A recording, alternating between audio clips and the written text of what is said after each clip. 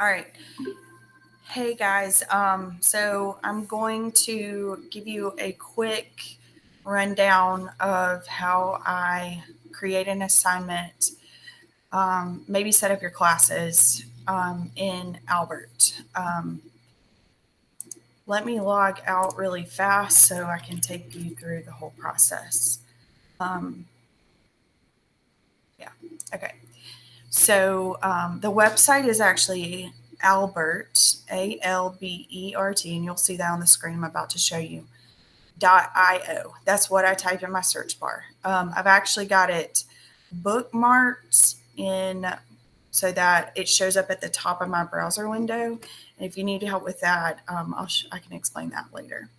All right. So, or actually, I can do it. I can do it here. All right, so I'm going to present my screen so you can see. I want my entire screen. And it's going to look kind of weird because I don't have anybody else on this call, but this was the easiest way I could see sharing everything to you guys. So this is Albert.io. This is what pops up when you put it in your search bar. Up here, up at the top of my screen, I have different things y'all can see. I have different things. Bookmarked is what they call it. And I don't know if y'all knew this, but on your browser, our tech department goes ahead and in this little folder gives us important links over here. So Canvas is here for me, Gmail, the website, all that stuff. So that's helpful. So if I'm going to bookmark this, I just click the little star and then it pops up a name. You can leave it like that or you can retype it. I'm going to retype it just so it doesn't take up so much room. And you could create different folders like that one over there, the NCSS links. I did that when I was planning the wedding. It's not on this one, it's on my personal account, but I just had a folder. So if there's a website or something with wedding stuff, I'd stick it in that folder instead of just on the bookmark bar. So done. Okay, so there's Albert. So I'm going to log in, and you should have an account already. Usually, if I don't have this saved on Chrome, it automatically opened up to my dashboard here. But if you don't have it saved on Chrome, it's going to ask you for your email and password to log in. You can log in with Google, and I would use your school account because that's the easiest. Instead of using your personal account. So just hit the Google button and it'll pop up your school email and stuff. So as y'all can see, my students aren't doing very good, but I assign a lot of hard problems. So AP Calculus, I've got all kinds of assignments for AP Cal because we did all of my like reviews and stuff for on Albert. Geometry, I did all my makeup tests there. And then this one is one of my IEP students. Geometry 2 is my IEP student. So that one, on the first day back this semester, I gave them a separate code. So when they came in the room, I had a sticky note on their desk with a code on it. And at some point during the first day activities, I just had them pull up the Chromebook and use the code that was on their sticky note. So they didn't know if they were in different Albert classes or whatever. That way, if I did, I never did, but if I did assign potentially a assignment that was too long for those IEP kids or too hard, I could modify it for that class. All right, and then I've got this class, and this is the one I was just playing with a second ago. And I'm going to show you how to set up a class really quick. It's super simple, and then go through the whole process of picking questions and stuff like that. So up here, I've answered a few questions and I've scored 15 points. That was just me playing around with stuff. Folders, you'll see that's for your collection of questions, and there's several ways to get to your folders, and there's different ways to organize those. I don't know what this is, but it's blinking at me. It's probably just tips and tricks. Subjects, I wouldn't, worry about that too much right now. We'll talk about that in just a second. So I'm going to hit a new class, and I'm going to call my brand new class. Let's say we'll do Algebra 2. Okay, and it's at New Hope, and then I just click Next. Okay, then all the subjects that they offer will pop up. You won't want to scroll through all of this. So over on the left-hand side, they have a middle school section. They have a high school section, which is very high school. And then they have a college section. So if you want to go higher than that, I'm going to click math for high school. And as you can see, everything from foundations of algebra, which is below algebra 1, pops up. And then there's algebra 2 and I'll show you. So what I did for pre-cal and AP Cal, for my CP pre-cal, I clicked pre-calculus here. I clicked ACT math and I clicked AP calculus ABBC because I get into some limits and stuff like that in pre-cal. And I wanted them to see some of the question types. For geometry, my geometry classes, I just clicked geometry and ACT math. For algebra 2 here, I'll just click algebra 2 and ACT math. And you can see it changes the button or whatever. And then down on the bottom left-hand side of the screen, it said add subjects to class, view selection, whatever. And you can go back and edit this later if you wanted to. You can go back to your subjects and add those to your classes later if you needed to. Okay. And then you're confirmed and it starts inviting your students. So we don't have to invite students to start working. It automatically lets you start saving stuff, and I'll show you what that means. And it starts assigning things even though you don't have kids. But you can import from Google Classroom.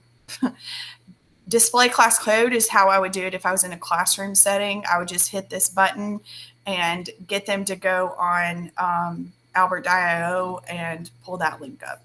And I'll show you. So we're in classes, and then if you hit algebra 2 with trig, it automatically pops up, but it's under the manage roster tab.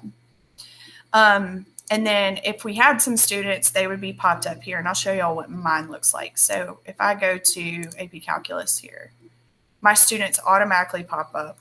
Well, why does it say I don't have any active students? That's not true. Inactive students, and went ahead and made them inactive. Oh, there they are. So you can see, there they are. There's their accuracy, that kind of thing. And they put them in red if they have a 50% accuracy, which I think is pretty good for AP Cal. So don't get stressed out by the colors. I don't. Anyway, so I'm going to go back to algebra 2 trig. Okay, so then I want to make an assignment. Okay, so what you can do is here, you don't have any assignments yet. So it tells you to create an assignment. Okay. And then it gives you the subject guide that you've chosen for the course. So I'm going to pick stuff in the Algebra 2 folder, and you can create from a folder. So let's do this first so y'all can see. So it'll take me to my folders, and I have all these folders that I've already created, and I'll show you how to create one. And then over here, it has actions, and you can edit and assign it. You can rename it. You can duplicate it, whatever you need to do, create assignment. And then there's a share option. So when you click share, the link is copied, and you can see where it says, let me show you one more time. It says share the link with other teachers to let them copy your folder. So this is how I think we should be able to share back and forth. And all you would need to do is it's already copied. The computer has this copied, and you would go to your email and copy it. And I'll take you through all of that. So let's go back to my classes, pre-cal. And then I'm going to go to assignments, and I'm going to create an assignment. And we're going to get this from, oh, this is pre-cal. Sorry. Oh, I meant algebra 2. Sorry. I was playing around trying to make sure I was ready to present. Obviously, I'm not. Okay. So it says, go to subject guide. Okay, so these are all the questions for practice in Algebra 2. And then they have an entirely different list that for assessments that they've already created that you can edit, whatever you need to do. Okay, I never do anything on this tab. I always stay in the practice. I haven't ventured that much further out. So let's say that I need a formative assessment on evaluating and simplifying expressions, since that's the first unit up here. If you scroll down, everything that they have for Algebra 2, linear, slope, writing equations, I mean, we get equations and inequalities, matrices, polynomials, quadratics, the list goes on, polynomial functions, conic sections, which isn't even talked about, rational functions, exponential logs, and trig down there at the bottom. Okay, so all of that is listed, and that's pretty much all of Algebra 2. I think the only thing not on here is probably stats, and I think there's even a subject guide for stats if you needed it. Okay, and then over here on the right hand side, they have how many questions are in each topic area. So, I mean, this says 20 questions. That means that these are the same 20 questions that are included in level 1 and level 2. So there's 10 questions simplifying expressions, 10 questions evaluating expressions. If you add that up, that's 20. So so you can see how they kind of broke it down. So if you needed to go into it a little deeper. If I'm doing a formative assessment on evaluating and simplifying expressions for Algebra 2, I'm going to put those together. I'm not going to do them separately. I probably taught it all in one day, or less. So what I'm going to do is I'm going to click that link. Just click it. I clicked the 3 things just to see what that said. Don't worry about that. Just click. Here, let me show you one more time. I'm sorry, it's so scattered. I just click that. This is what I usually do. And then it'll give you all the 20 questions. So you could go ahead and click that link right there and assign it really quick. And I'll show you how to assign it in just a second. I wouldn't do that though. So, because some of these, if you look up under it, it gives you the topic or the type of question it is, and then it tells you its difficulty level. And let me tell you, when it says moderate, that's hard. When it says difficult, most of the time that's impossible. They might get part of it. This is coming from AP Cal. My geometry kids haven't been very successful either. So I would stick in the easy moderate round and then try to boost them up later. But you just click this link, then it shows you what the question looks like, and then it'll show you also the solution down here. And this is all teacher. This isn't for the kids.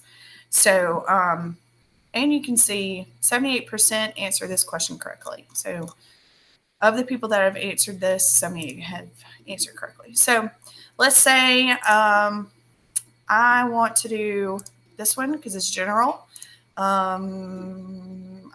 This is distributive property.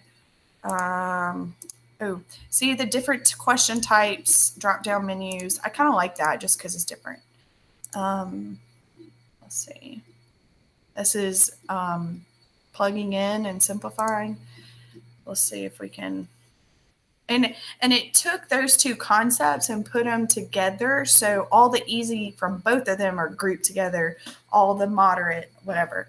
If we separated them out, this isn't just simplifying expressions, it's also evaluating.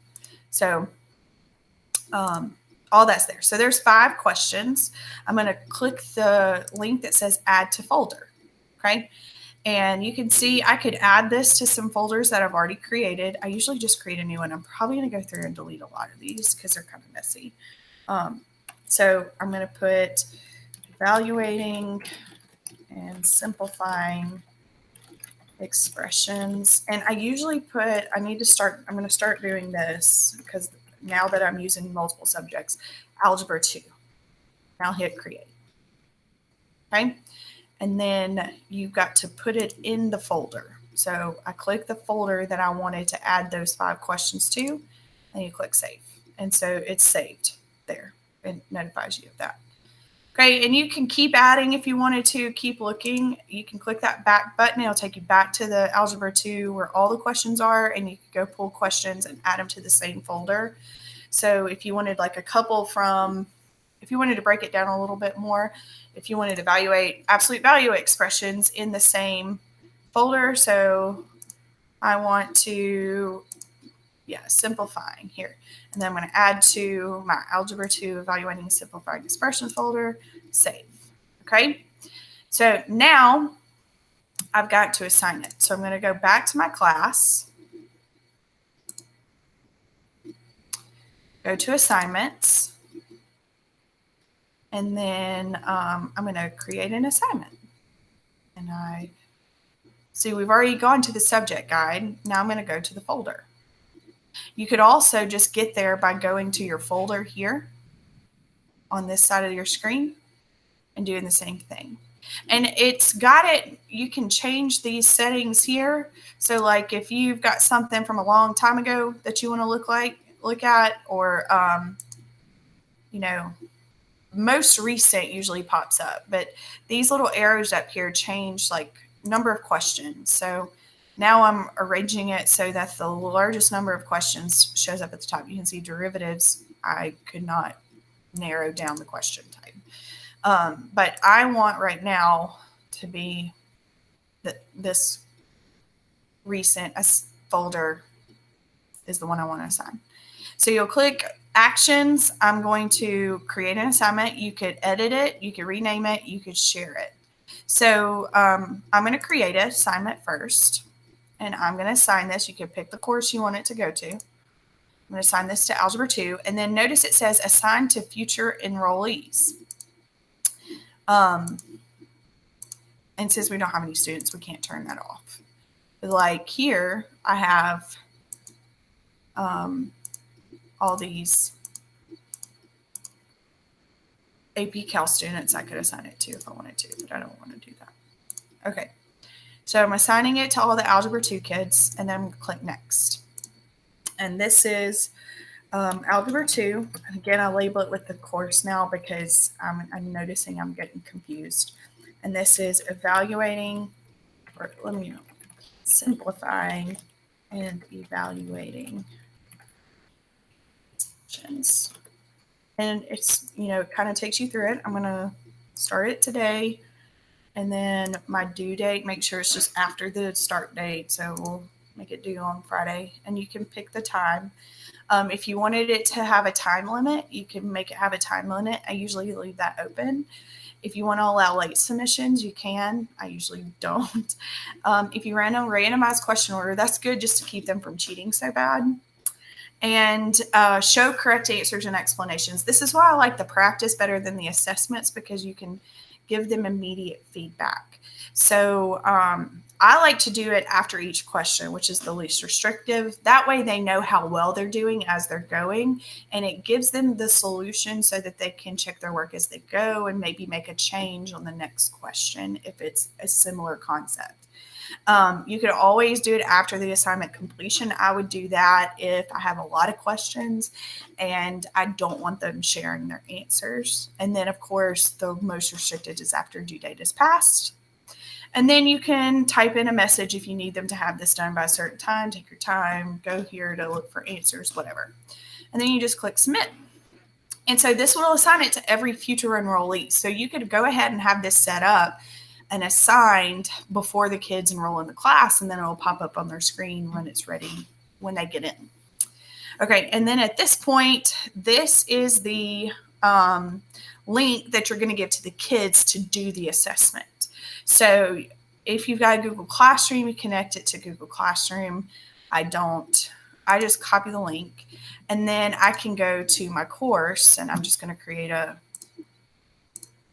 assignment. So new assignment, albert.io, formative assessment on simplifying,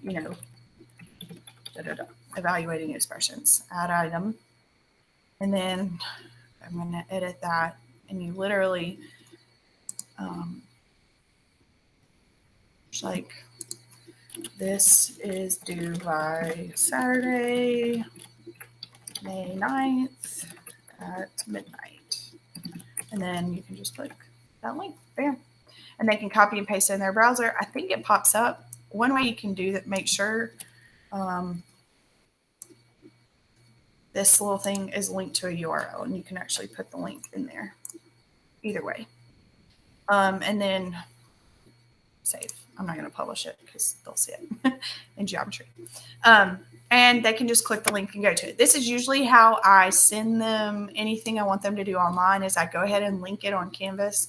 If you have Google Classroom on there, that way I'm not spending time having them look at the board and punch in the the thing. They can go there, go to Canvas. That's what I tell them to do every time. Go to Canvas, go to Canvas. It's on Canvas. It's linked on Canvas, linked on Canvas.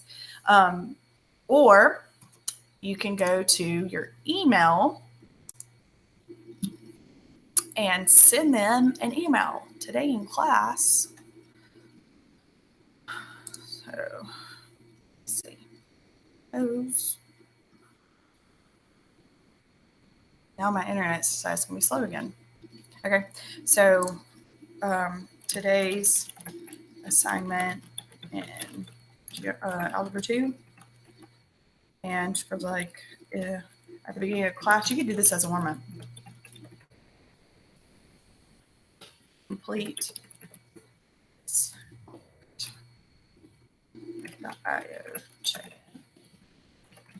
and then they don't even have to go to Albert to log in and find their assignment. It takes them directly to the assessment.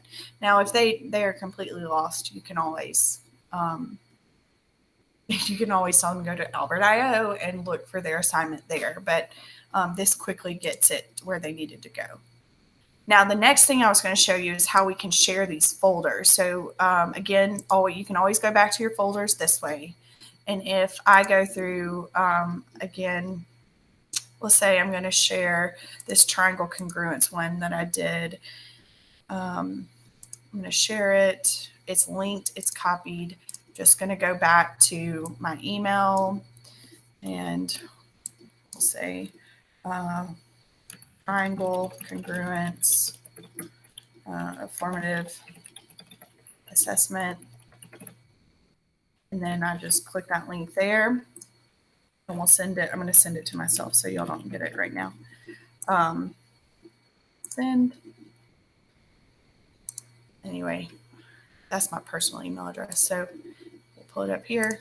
And so now when you click that link, it takes you right to Albert and it takes you to the questions and you have the option of saving it, viewing it, whatever you need to do.